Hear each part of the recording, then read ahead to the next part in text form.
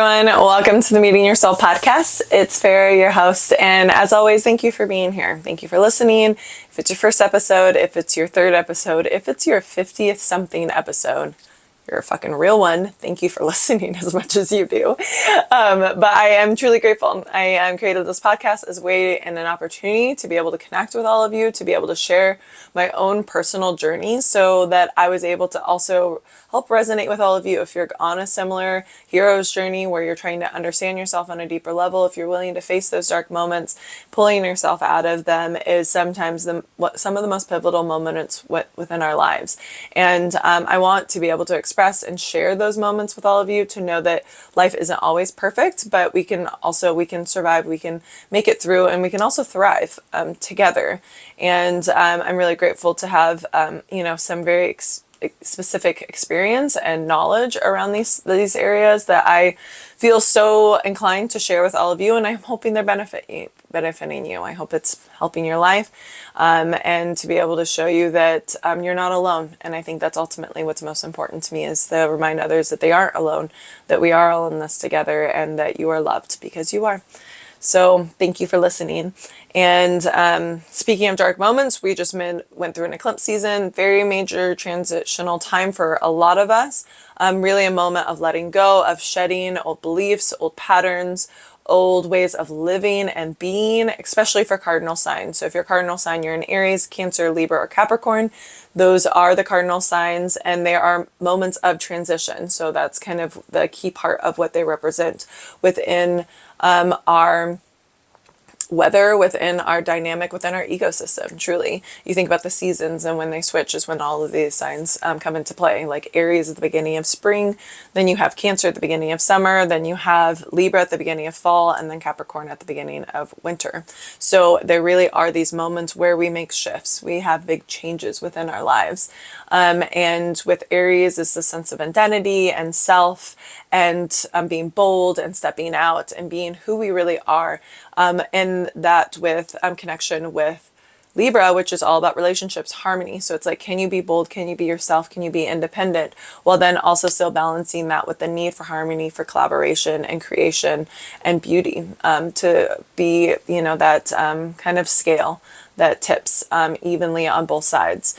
And I think that's full throttle what I was experiencing firsthand. So hopefully I wish you all the luck in whatever you were able to dive into. I am a Cancer, so it was like very potent within my life. I have a lot of Cancer in my chart. I have a lot of Aries in my chart. So there were like two signs that were just like pop, pop, pop. All the things I was like hanging on for dear life. But in a way of like emotional turmoil, really. Like I was really like feeling all the waves. And I think ultimately what I think I was meant to learn in this eclipse was how to emotionally regulate even when I'm feeling triggered. And that's what I actually did create this podcast about, was how to emotionally regulate yourself when things aren't going to plan, when you're feeling stressed, when you feel like your cortisol levels are shooting through the roof. How do you bring yourself back down? How do you stay calm? How do you stay centered no matter what's going on around you? And that is something I'm really good at in a lot of areas of my life, except for one. And it's usually when my heart's involved in it. And so when my heart is feeling like it's out of control, if I feel like there's a chance of me getting hurt, I think because of the trauma I've experienced in other relationships, I notice that when I'm in that state, I get very heightened. I can become extremely aggressive, and I can also be really sharp and unkind as a defense mechanism. And so I'm recognizing that that is not so helpful, especially when you're building trust and love with someone. And that could be, romantic relationships, like friendships. It can be any kind of, at least for myself, that's where I tend to get the most heightened. And so I'm recognizing the importance to be able to like come back into my practices, come back into my rituals in order for me to be more centered, so that I can approach all of those situations from a place of more ease, of balance, and ultimately from a place of peace. And so I would love to be able to share with you kind of my order of operations, because I have a system in place. Of course, I'm a Taurus moon. I have a system for everything because it makes me feel nice and good. It makes me feel like I have some sense of control over what's going on, even if the rest of my life is up in upheaval as this transitional eclipse is done. But it's fine. Everything's fine. It's fine. It's all okay. No, but I do think that when there's unknowns, that's also a time where tend to get really heightened, is when I feel like I don't really know what's going to occur next. I don't know how it's going to pan out. And eclipses are asking us to surrender, to trust in God's plan, to trust and to have faith, to take, that first step without seeing the full staircase. Martin Luther King, can you believe and trust in the plan at play without the need to understand the full scope of what's going to occur? And that has been a lifelong journey for me, is to become more comfortable in those spaces. I am, to a certain extent, getting better and better at it, I think, over time. But I swear, whenever I feel like I've gotten a handle on it, the universe is like, "Pow, let's try again. Let's take it up a notch." So I'm like, whoa. And so I am, regulating with that, staying with that, being with that, and wanted to share with you, as always, how I've hopefully become a little bit more comfortable within it. So let's begin. So if you're like, Farrah, what does it mean to be emotionally irregulated? I don't even know. So your nervous system has two different states that you're in. One is when you are kind of in fight or flight, and that's when your sympathetic nervous system is activated. You're active, you're doing things, you're moving, you're taking action. It's that more yang side of us. It's that more masculine side of us. We're doing, we're growing, we're taking names, kicking ass, taking names, that kind of stuff. So that's that space. And then we have our parasympathetic nervous system, which brings us into a state of relaxation. It's rest and restore, or rest and eat. So it's usually when we are eating food, when we're relaxing, chilling, doing, nothing. That is when we can really lean into the yin side of us, the more feminine nature, the more accepting, loving, softer side of ourselves. And really activating that divine feminine energy. And within our nervous systems, it's those energetic points are just as critical and key as the aspects of creating our actual, what hormones are released in our bodies during those times. There needs to be a balance of both. There should be very much an active amount of beta wavelengths, which is bing, bing, bing, bing, taking action again, critical reasoning skills, prefrontal cortex. We are processing information, we are analyzing, we're structuring, we're doing, we're making decisions and progress. And then we switch into this more leaning back, receiving, taking it in, beauty, creating art, tapping in our more intuitive nature, dance, movement, fluid movement, softness, maybe more of a yin yoga practice, a more fluid, calmer yoga practice, calming our nervous systems, breath work, all of those things activate that. And so much of us live in this heightened state at all times. Our sympathetic nervous system is always activated, that we never actually tap into our parasympathetic nervous system, and people wonder why they have a hard time sleeping. And that's usually an indication that you are emotionally dysregulated, is when you have a lot of stress, you're not sleeping, there's been some type of traumatic event, maybe there's relationship conflict, maybe you're experiencing depression or constant anxiety, feelings of frustration, things like that your body, and literally this is neuroscience, this is how you can tell when your nervous system is out of whack. And so many of us, I think, live in this state on an ongoing basis. It is our only constant, that we don't even recognize that we're emotionally unregulated. And that's one that I had to learn, because I was like, oh shit, this is a big deal for me. And I did, I've done a podcast on just recognizing it, and some things that I do and rituals I put into play in order to handle this.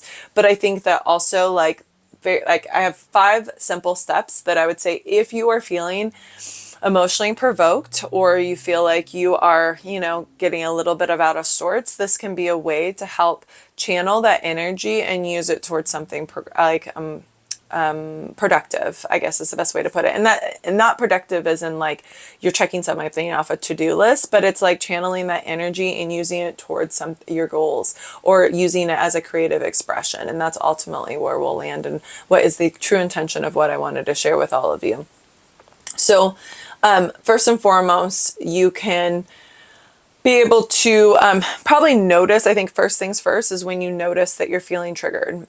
So if you have a very strong emotional reaction, or you feel like you just like, you know, like, see, I was saying, like, I feel like when I start twitching, that sounds really extreme, but I notice it within myself.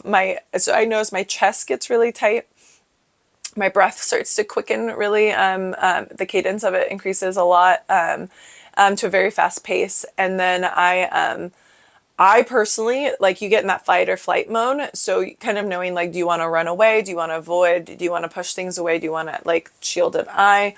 Or do you want to, like, be combative? Like, do you come in, you want to come in hot? Like, let's throw some hands. Like, what is your reaction? Because everyone's a little different. And that probably has something to do with your attachment style, defense mechanisms as a child. There's, you know, a lot of pieces that come into play, and certain situations may provoke different things from you. So recognizing when those emotions, those stress, that cortisol levels are peaking, and then taking a conscious effort to change the neuroplasticity of your brain of how you've reacted to these before. So neuroplasticity is actually changing the pathways within your brain and the way the neurons jump through, and like the order of operations. So if you used to like have a certain reaction, my example. Okay, if someone says something to me that I feel like is hurtful, or they're trying to do something to verbally, I think I've been in a verbally abusive relationship. So for me, like when someone would say something that I felt like it was intended to be hurtful to me, or push me away in some way, my reaction is very much this like defense mechanism of like, come back. So that literally like my order is like, they say something like provoking or anger provoking within me, then my response is to say something just as hurtful back to them. Okay. So that's my response. So obviously not useful in many areas of my life. But it tends to only happen within like close relationships and friendships. I don't do it in workplace. I've learned how to emotionally regulate in those ways. So I recognize when to pause. And then I take a and I lean all the way in, like in workplace, I lean all the way into this very non-emotional, I'm like biased, like completely neutral, like these are the brass tacks. This is this is how we need to handle this, or this is how we have to approach this, because no matter what you're trying to do, there is a reality of the situation, and I'm not going to let my emotions get the best of me. So we're going to handle this as objectively as possible. So I can do that very easily in workplace. Close friendships, relationships, not so easy for me, because I am a deeply emotional being. That is a huge part of me. I am a Cancer in Mercury and in Venus, which is like how I approach love. And I'm super sensitive. So either I'm detached or I'm like very sensitive about something. So for me, I had to learn how to then in those moments, so that's what I'm coming back to. This is my lesson that I have right now, is then how can I approach these emotionally provoking times with a more calculated and calmer and more centered approach. And this is how I've personally learned how to do it. So I have something that comes up. I feel the emotions that surge through me, as they do. And then I breathe. So first and foremost, I breathe. I take a moment. I am like, truly, I'm just like, and I notice what's coming up in my body. I really feel into it. It's like, okay, I'm like, whoop. I just like, my face is feeling a little flush. My like hands might start to shake a little bit. Like I notice that my like breath starts to quicken. And I just like, it's like a full on like, ooh, like I get tense. Like it's very visceral reaction. So I breathe because I know when I breathe that I tell my nervous system I'm safe. So I'm literally teaching my nervous system, it's okay. We don't have to jump in the sympathetic mode. We're going to stay calm and we're going to breathe. And I'm going to stay in parasympathetic system, and then I'm going to access my heart. So then from that space, I pause and I truly then like put my hands to my chest, and I feel like I like the warmth within my chest. And then I will literally like pause and close my eyes, and I'll just like be in it. And taking that 30 to 60 minute break is actually scientifically proven to be able to merge your unconscious and conscious mind and processing the incoming information. So again, we're coming out of this reactive state and we're coming from more of a reflective state. So for me, and for all humans, you have to pause though, 30 to 90 seconds. That's the piece. So then you stop, you reflect, you take it in. And then from there, then I personally like to either, objectively think about it, write about it, be able to process it in some way. And cognitive psychology research has shown the most effective way for reducing stress is to engage in self-reflection directed towards appraising a situation as a challenge versus a threat. So this isn't going to harm me. I'm not going to get hurt. Like, I am not going to die from this. But this potentially is now a new challenge has arrived, and I get to choose how I react to it. So then it's like shifting the perspective of how you're looking at it, then changes your brain and actually how it works and how it processes it. And then we go into our prefrontal cortex. We get out of the amygdala, we get out of that fear and flight or fight, and we get into more of that higher reasoning thinking.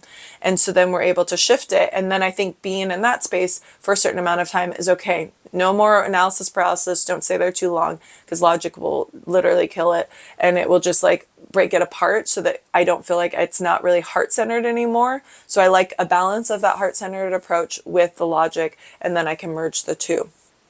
From there, I usually will still not really react to a situation yet, and I'll go move my body. So then, because exercise reduces cortisol levels and adrenaline, and then it also then releases endorphins that are actually like the painkiller and mood stabilizer of our like bodies and hormonal patterns.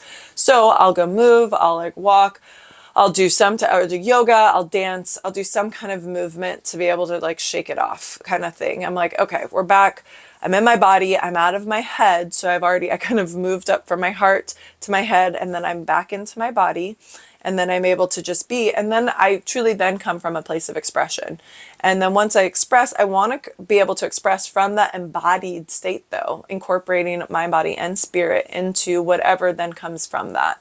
And I think if that's within art, if that's within a communication with a specific person, or maybe that's even in a journal entry or something that you post on Instagram, or taking photography or painting something, like whatever gets expressed for you, I think is leaning into that. Maybe it's music, maybe it's any type of art form, honestly, I think is key there. So like channeling what that is, and then being able to mold whatever occurred into a creative expression, I think is that ultimate, that's that alchemist, that's spinning the magic within your life and turning it into gold. And when you're able to access that and transmute that, that's where I feel like people really find their essence and that trueness of who they are, and how it can be really, I think, change the world. I think it can really make the world a better place, because we all express ourselves in different ways, and different perspectives are going to touch and resonate with different people. So using all of your experiences in a way to connect with others can be a beautiful way to help expand yourself as well as the community around you.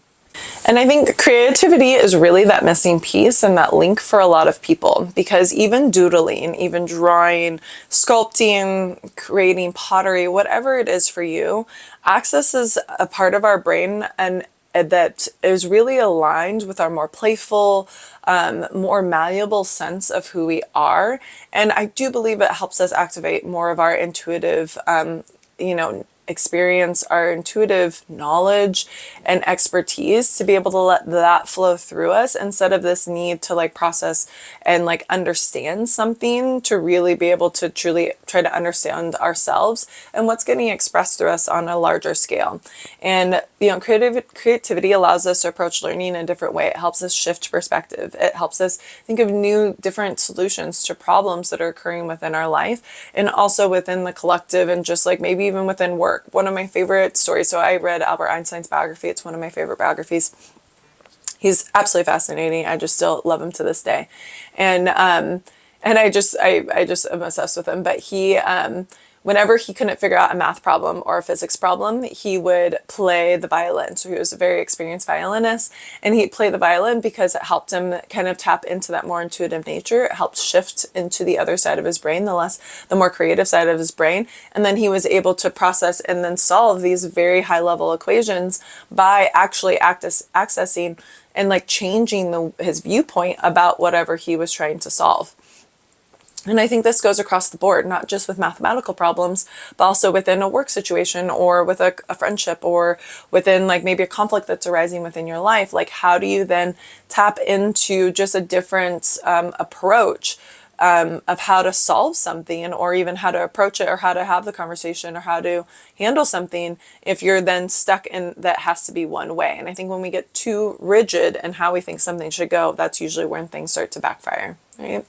And so for me, like, yoga has always been that. It's like the only time I turn off my brain, and I remember, like, whatever I was going through, either I'd realized it really wasn't that serious in the first place, or it would be an opportunity for me to be able to look at it with a new fresh set of eyes, and to be able to, like, reset. And then I would come into it from a much more kind of receptive and malleable sense of being and self. And I think once I kind of reduced the pressure, it really did make a world of a difference. So whether this is a part of this kind of like 5 steps that I've expressed to you about how I help emotionally regulate, but I think in general, having some type of creative endeavors that you do within your life that gets you more into the feminine, that gets you more into an intuitive state, really will then help balance out your life, and probably how much you are doing, and then consciously shifting more into that yin state. And it will benefit you.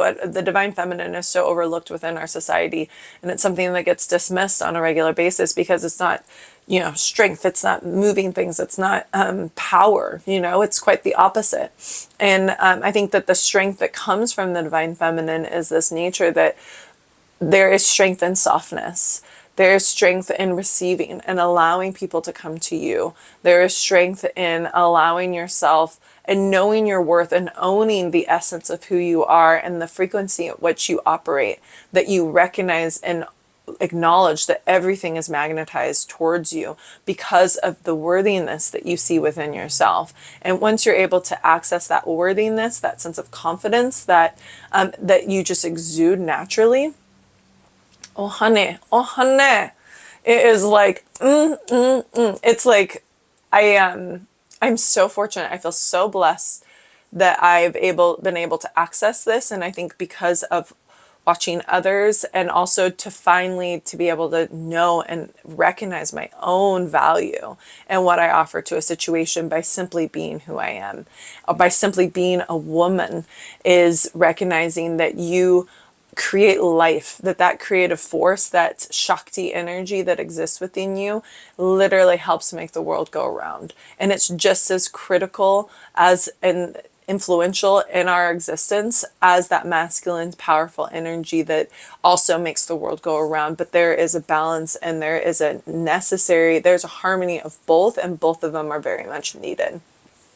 So if you notice that you might be so heightened that the sympathetic nervous system is always going, you're in this more kind of fight or flight mode on a regular basis, constantly stressed, and like if you're feeling that overwhelm, then it is an opportunity for you to be able to access more of that playful nature, laughing, being silly, that more yin energy, resting, taking time to regroup, resetting. Like, all of that is just going to be necessary for you to be able to equal both parts of who you are and how you operate within this world.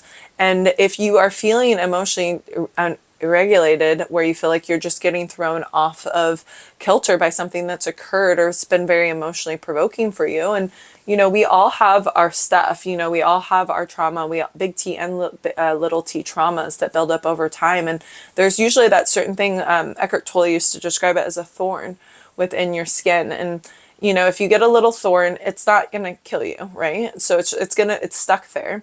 But each time it gets brushed up against, it hurts. It doesn't feel good. And so then you start to protect it. You start to shield it. You start to hide it.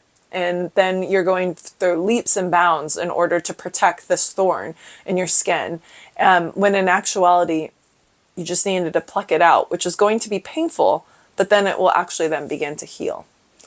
And he calls it the emotional pain body. And you have certain things that, are, cause disruption within your emotional pain body. And it's usually traumas that have occurred within your life. And until you truly heal through them, they'll always to somewhat have some control over you.